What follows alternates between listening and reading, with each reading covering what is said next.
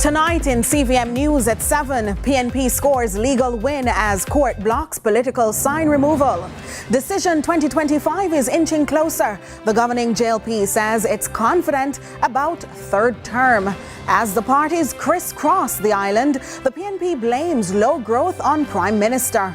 Gas truck overturns in St. Anne. Westmoreland man being sought by police for the murder of his father. In the business report, it's small biz, big dreams, and in sports, Reggae Boys battle Guatemala in crucial World Cup qualifier on Tuesday.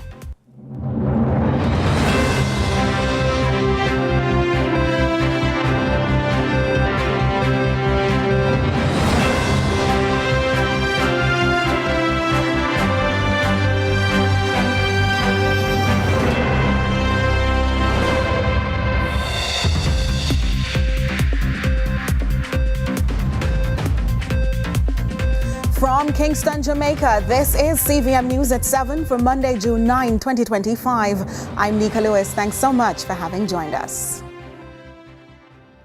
A big legal victory for the opposition PNP. 3 party caretakers in St. James have secured a Supreme Court injunction blocking the municipal corporation from removing their campaign signs. The ruling also grants them leave for judicial review, setting the stage for a deeper legal battle over political advertising rights.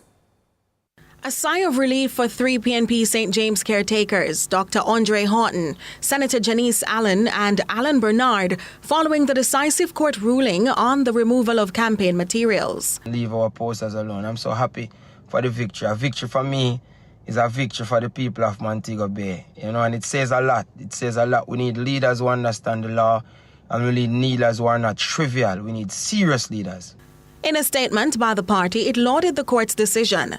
The case was triggered by the corporation's move under the leadership of the JLP's mayor of Montego Bay, Councillor Richard Vernon, to take down multiple PNP campaign posters on April 5, 2025. This action was later formalized through a motion at the corporation's Finance Committee meeting on April 9, 2025, which purported to authorize the removal of PNP campaign material across the parish. Their lawyer equally excited for the latest developments that they are now calling a big win.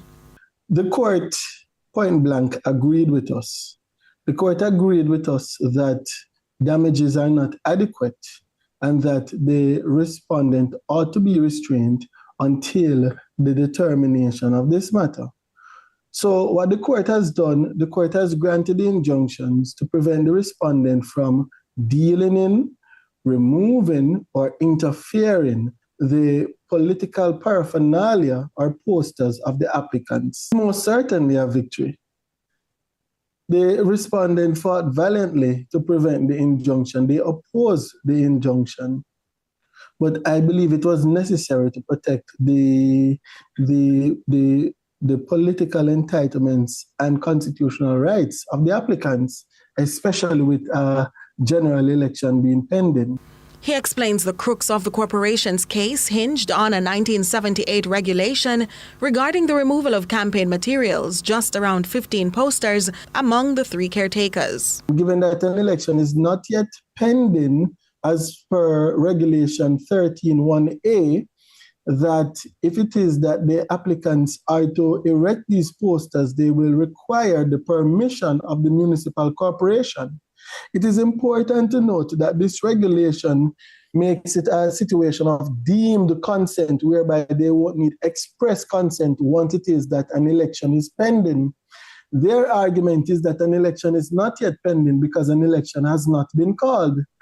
And I believe that that is where they went into error. He adds that while the judicial review is pending, he is confident of victory. Meanwhile, attorney representing the St. James Municipal Corporation, Cydia Smith, told CVM News they intend to appeal the decision. Member of Parliament for St. Catherine Southwestern, Everald Warmington, and his colleague Member of Parliament for St. Catherine East Central, Orlando Tarilong, have expressed confidence in the Andrew Holness-led administration and the Jamaica Labour Party in securing a third term. This endorsement comes as they say he is indeed a leader. Member of Parliament for St. Catherine Southwestern, Everald Warmington, has again thrown his full support behind Prime Minister Andrew Holness. He says Holness has outperformed previous Prime Ministers. Warmington, who was speaking at the St. Catherine South Central Constituency Conference, is confident in the Jamaica Labour Party, JLP, securing a third term. There is no comparison between this government and the opposition. There's nothing they have to offer.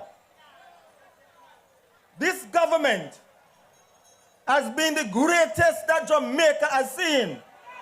And Andrew Holness' government has done more for this country than any other government before him.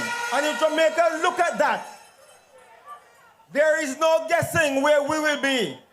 And I have no doubt that we will have the third term. Warmington also expresses the JLP's mission to retain all 49 seats and gain some of the PNP's 14 in the next general election.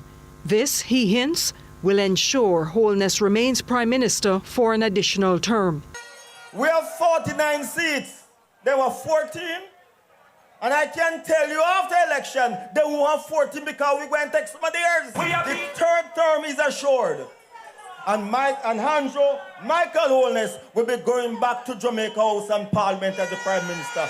Meanwhile, Member of Parliament for St. Catherine East Central, Alando Terrelong, endorses the leadership of Holness. He considers the Prime Minister an exemplary leader. Think of your children, Jamaicans, and think of your grandchildren, and then think of who do you want them to emulate.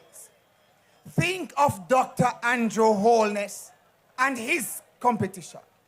Andrew Holness represents the hard-working Jamaican people. Angela Melville, CVM News.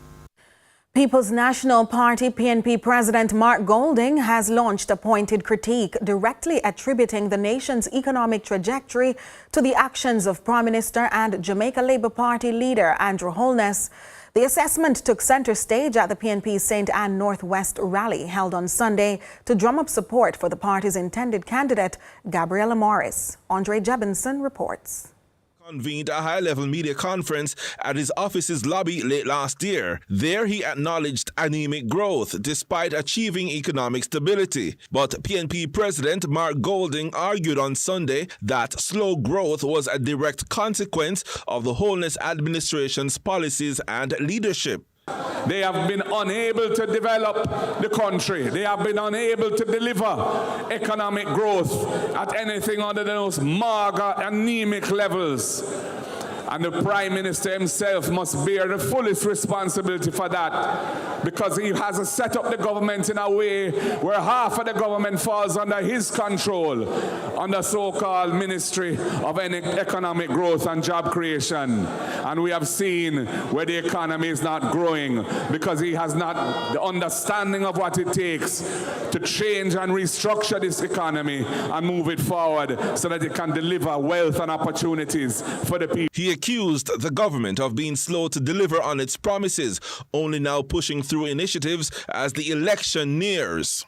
We have a government that is late in the day, in their fifth year, well into their fifth year in office, running around trying to fool the people by cutting ribbons and breaking ground in all sorts of projects which are not even ready to be delivered to the people. They're trying to fix roads after 10 years of neglect of the road network. He positioned his party as the alternative, promising his government would prioritize transparency and accountability. This is why we will establish, when we form government, a broad-based body to pursue a higher level of ethics and good values and attitudes in our land, to turn us away from the descent into the abyss of corruption and the abyss of crime and the abyss of negativity. Golding also accused the Holness administration of creating digital deceptions regarding the true state of his government's two-term efforts. All their bots, all their fake accounts in social media, stirring up trouble, spreading lies and misinformation. The people of Jamaica must be wise to it and know that what they have is nothing more to offer. They are a spent force. After 10 years, if they couldn't deliver progress for the people, they don't deserve another term in office. Meanwhile, Senator Gabriella Morris declared that it was time up for both the government and the incumbent MP, Crystal Lee, whom she is trying to unseat. It cannot be that because an election is coming, you're breaking ground and putting up big sign for one little piece of road. It cannot be that now you want to promise everything to the people that you could not deliver in the last 5 years. Soon is not enough. The people are demanding more. And I want you to stand up and tell this government that they can't take not West people for fool. Andre Jebinson, CVM News. The police in St. Andrews South are intensifying their efforts in locating JLP scrutineer Lorna Nikki Robertson, who was recently abducted. But as they do so, Member of Parliament Julian Robinson is rubbishing claims that the recent kidnapping was a political ploy. Shante McNeil has more. The opposition People's National Party, PNP, is rejecting claims that the abduction of well-known JLP electoral scrutineer Lorna Nikki Robertson was politically driven. It comes following concerns raised by JLP caretaker for South East St. Andrew, Kevin Frith, who, while urging the Jamaica Constabulary Force JCF to leave no stones unturned in the investigation, raised concerns about other JLP supporters harmed in recent times and over the years. But Member of Parliament for St. Andrews South Eastern, Julian Robinson, says it's a political play by the JLP. They're trying to insinuate and suggest that it is politics that is behind it. Dirty games. I knew Nikki very well, and I won't go into all the things, but I had a close relationship with her.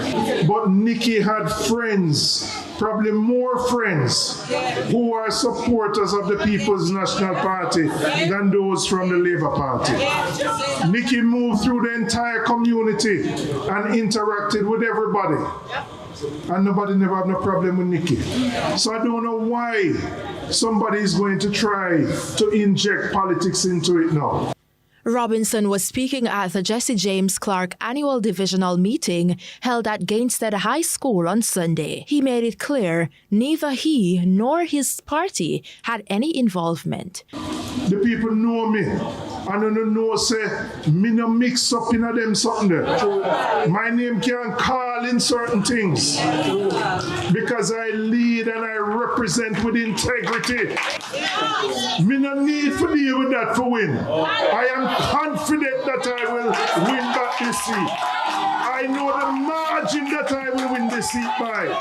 Some of the man suggests about PNP and deal with them thing there. Because PNP not deal with that in this constituency.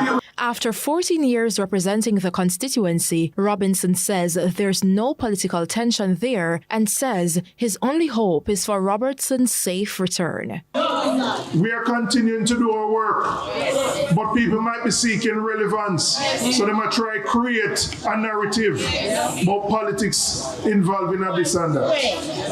I hope and I wish that Nikki will be returned. The Friday that she was abducted, I went to her house the same day. I've spoken to her daughter, and I hope that she will be returned safely.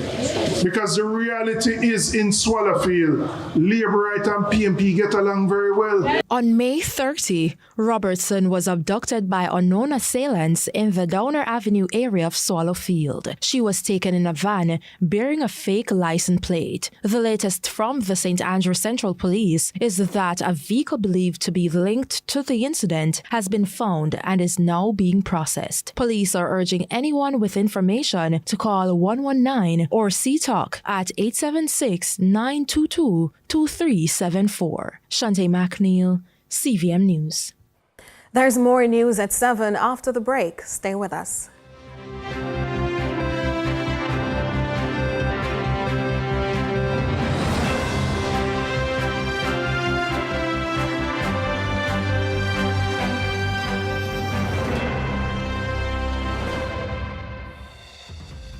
Our world is filled with rhythm.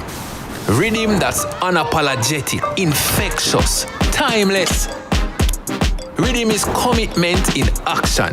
It's how we show up for each other with unrelenting support that goes the distance. Rhythm lives in tiny beats of our most intimate moments to the seismic roars of our biggest achievements. Rhythm is resilience in motion. So, even when things go out of sync, we know what it takes to bring the rhythm back. At Flow, we understand your rhythm because we live it. That's why we're dedicated to building a network as resilient as you, with a team of familiar faces working every day to keep you on beat. You're at the heart of everything we do, and our commitment is to keep your rhythm flowing no matter what. Yo, genius! We just get the Burger King Double King combo. One original chicken sandwich plus a Whopper Junior with cheese. Well, 2 sandwiches enough. Plus a small fries and soda for only $1,300. You use the new rubber money. You did say the money can stretch a Burger King. Me mean you get more food for your money. Oh. 1 combo, 2 sandwiches. So you want I gotta eat whole of 2 sandwich, brother? My belly can stretch, you know. Get the BK Double King combo. Limited time only at Burger King.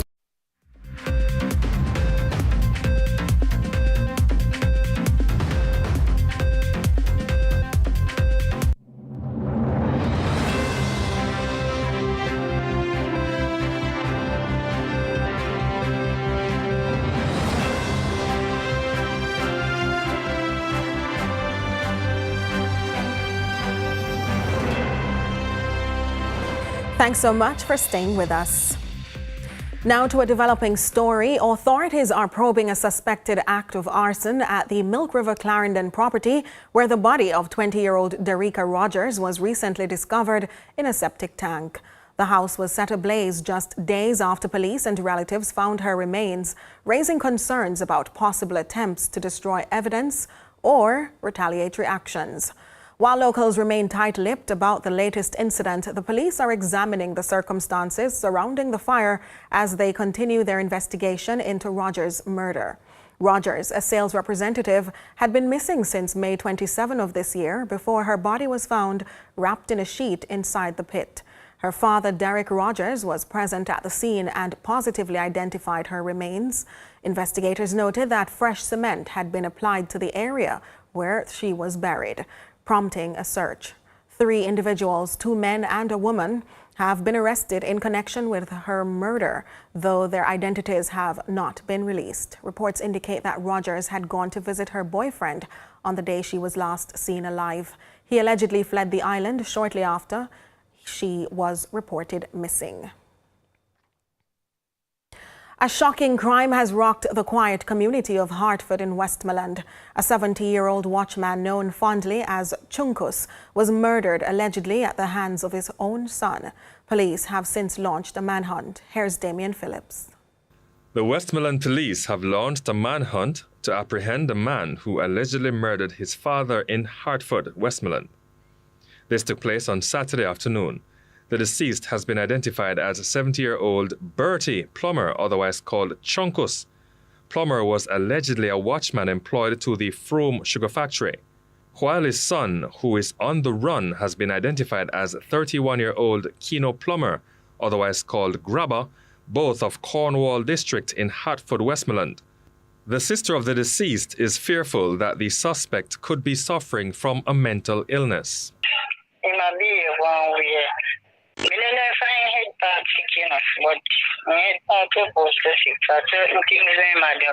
Head part supposed to sick. Reports are that the father and son experienced a series of altercations since the start of the year, allegedly over the son wanting money. We understand that the son wanted money from his father. On Saturday, Chunkus reportedly went to his farm in Hartford, where he was allegedly robbed and killed by who authorities say is the main suspect, his own son.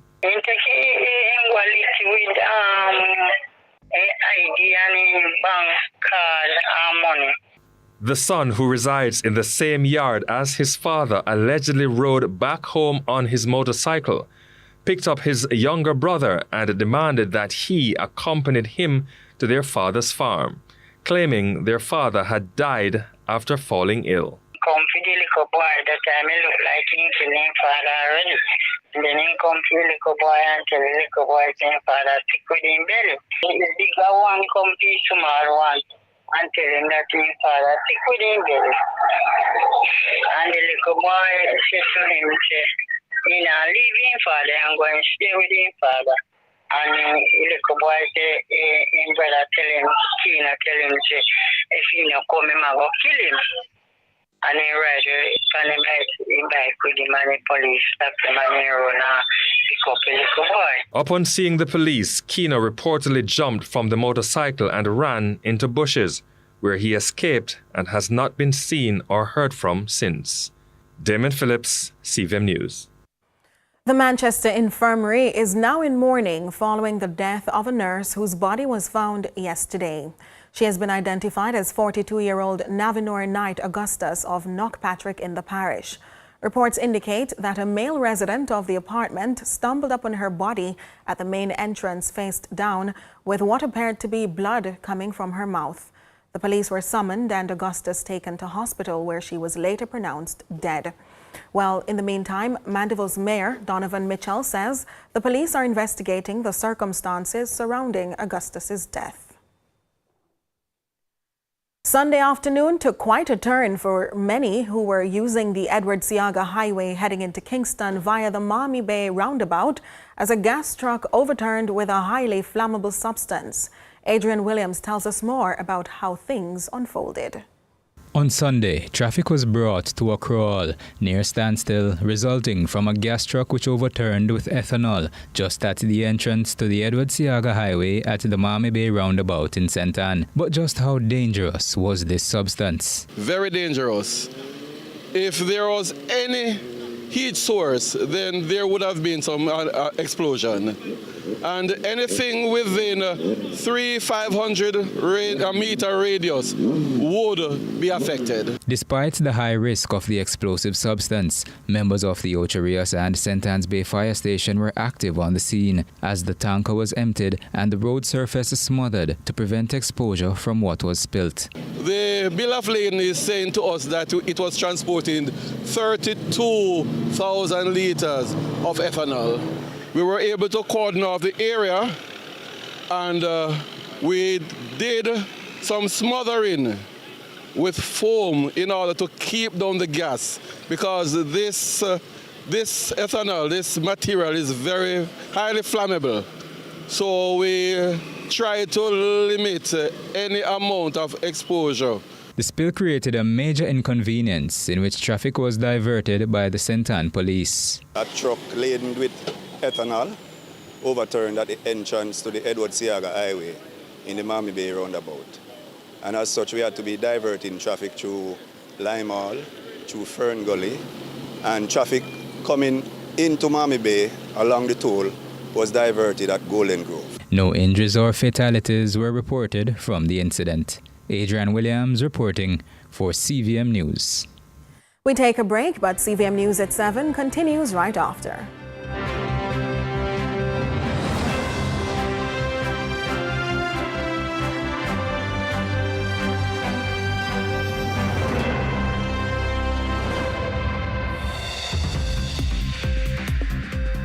Our world is filled with rhythm. Rhythm that's unapologetic, infectious, timeless. Rhythm is commitment in action. It's how we show up for each other with unrelenting support that goes the distance. Rhythm lives in tiny beats of our most intimate moments to the seismic roars of our biggest achievements. Rhythm is resilience in motion. So, even when things go out of sync, we know what it takes to bring the rhythm back. At Flow, we understand your rhythm because we live it. That's why we're dedicated to building a network as resilient as you, with a team of familiar faces working every day to keep you on beat. You're at the heart of everything we do, and our commitment is to keep your rhythm flowing no matter what.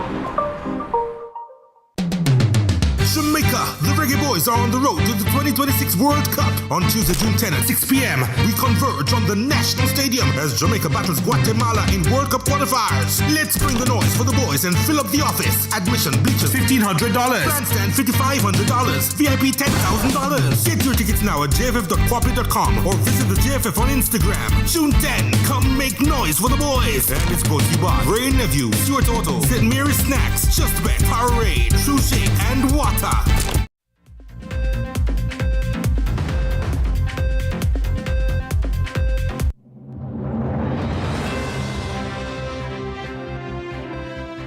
Welcome back. In today's Small Biz feature, we look at a company who is in the business of selling hose assemblies and industrial gear for companies and entrepreneurs in the mechanical field. Adrien Williams shares with us how Hose Assembly and Supply Limited has diversified its offerings over the years.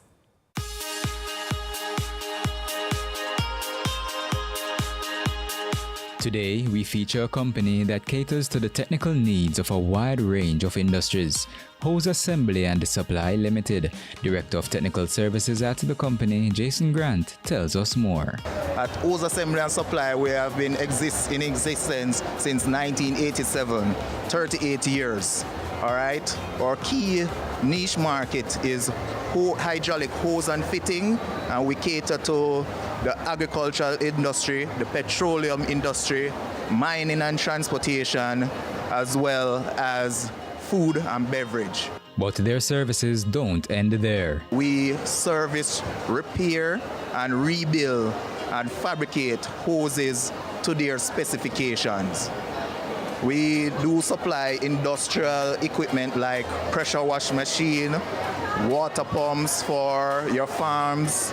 We do generators, specialized tools and equipment, compressors, and for the petroleum industry, where we have dispensers like what we have here, we supply the different parts, the nozzles, the hoses, the fittings.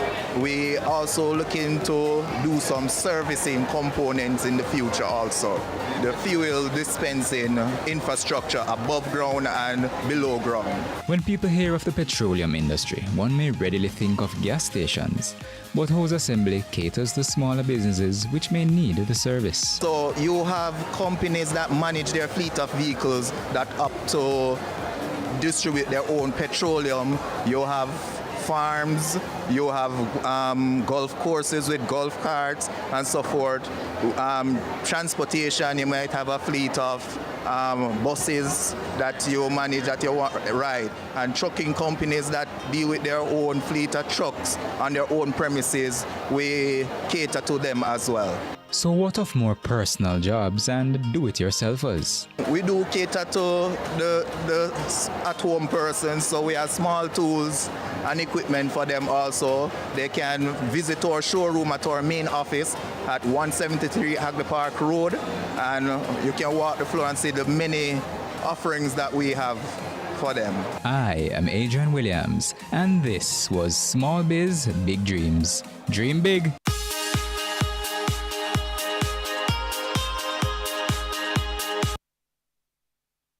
So that was Adrien. Now we have Jordan Fort joining us for a quick look at what's to come in sports. Well, Nika, the Reggae Boys, they'll be in action tomorrow. World Cup qualifying continues, and it's a crucial match against Guatemala right here in Jamaica at the National Stadium. That kicks off at 6, so we'll give you a preview of that. Plus, we're talking about the shocking announcement by Nicholas Puran, retiring from international cricket. The Trinidadian wicketkeeper batsman, known for his hard hitting and his flair, he made the announcement today. Kensington winning the Senior Cup, and we are also talking about West Indies cricket because they face England in the third T20 tomorrow as well. We wish them well this time around. But that's it from Jordan, and so you have to stick around after this break to see what happens next.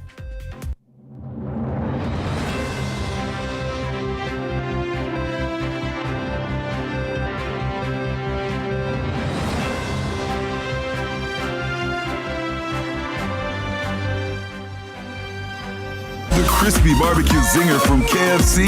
Available for a limited time. KFC, it's finger licking good. The time by KFC is Let's delve deep into the issues. We'll take you beneath the surface. Greetings and salutations. My name is Orville Higgins and it's another edition of Fan Central. Talking to the people at the heart of the top sporting stories. Hear from your favorite sportsmen and women and the administrators who work tirelessly to make it all happen. It's live sports talk. I've written an entire article. Yeah. Looking at all the major issues every Tuesday at 9 p.m. It's Fan Central.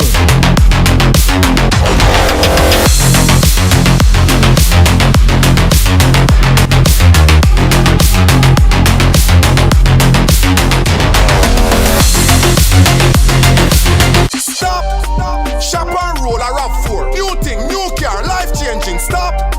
Shop and roll a RAV4. Stop, shop and roll out in a brand new 2025 Toyota RAV4 from Quartz & Quartz Optical today. Spend $120,000 at Quartz or $80,000 at Quartz Optical and you get an entry to win. Shop on credit and get triple entries for a greater chance to win. Plus there's monthly prices of a TCL 98-inch TV and $100,000 in supermarket gift certificates to be won. Promotion ends July 20. Conditions apply. Authorized under Section 58.3 of the Betting, Gaming and Lotteries Act.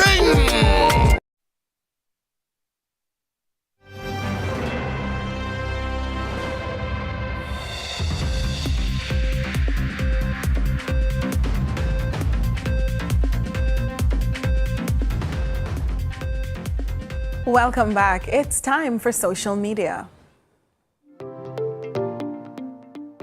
So, what's the trending topic online today? After 80 years, Western Jamaica still awaits the construction of a much-needed hospital. What started as a response to air quality concerns has turned into what the opposition says has become a national scandal marked by delays, broken promises, and costs that have skyrocketed to $24 billion with nothing to show for it. Let's take a look at your responses. At Chi-Town JA84 post, let me put this another way. 56-year-old hospital with no major upgrade finally get the investment needed to address challenges ignored by the previous governments. At Aless Lebedev comments, not everything should be political. This hospital needs and deserves all the investment and upgrades to be better for the people. Stop politicizing health. At I Am Muri shares, from 2 billion to 24 billion, we must for a minute think this is cute and that we are to accept or normalize these sorts of things from any government. At Mark Q1 says, better them did build a brand new hospital. At Jenna 4042 adds, 20 plus years and you guys let the hospital run to the ground. Now it's a total rebuild and you'll see what you never did when it needed upkeep. At Tyrone Lewis 4662 writes, this hospital was in ruins. We have to be patient. And that's what's trending online today. Continue to share your thoughts with us on X at CVM TV and CVM_television on Instagram and Facebook. I'm Michael Paul. Now we turn to regional and international news. We begin with news in the region. St. Lucia is laying the foundation for a modern coordinated data ecosystem with the development of its first ever National Strategy for the Development of Statistics, NSDS.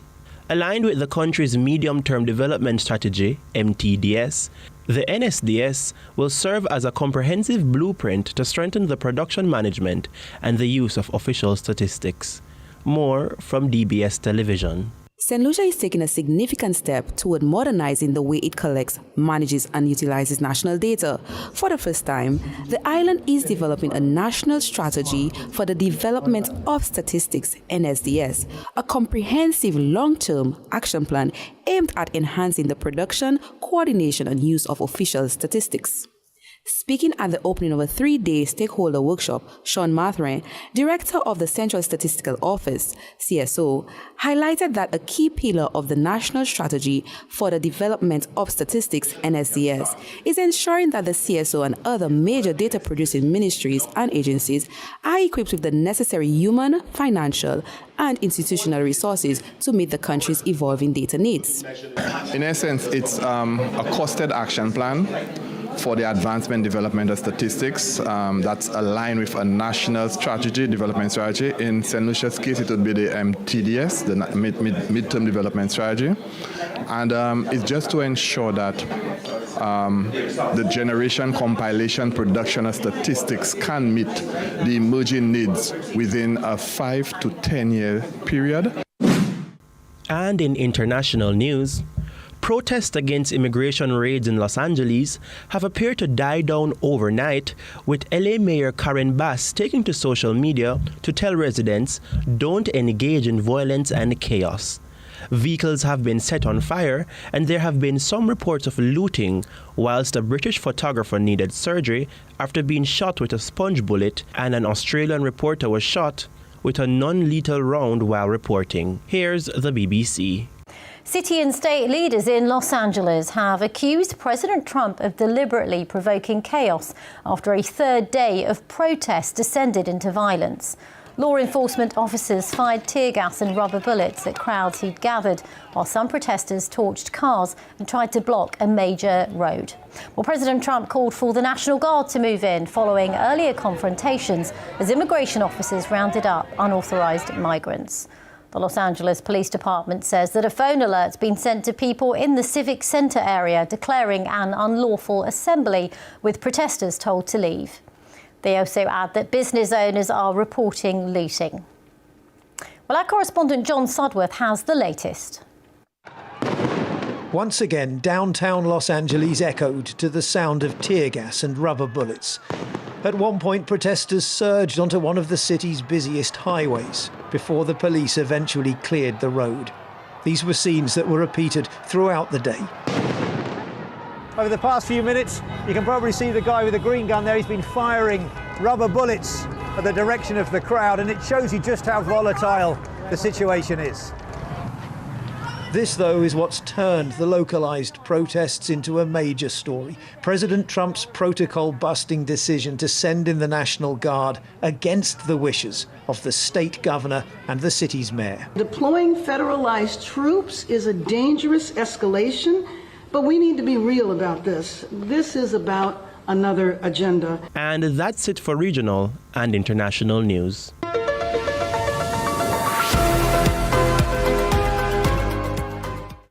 Stay with us. Sports is next.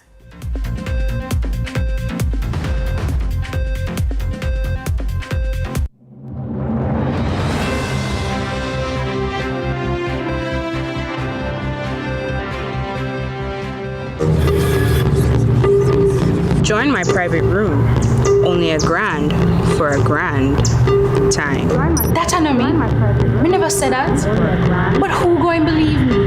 That is correct. $4,350,000. Yes, go ahead. $4 million? I never approved that. Yes, me go doctor tomorrow. So me have to get the money today, no longer. Then no me face that.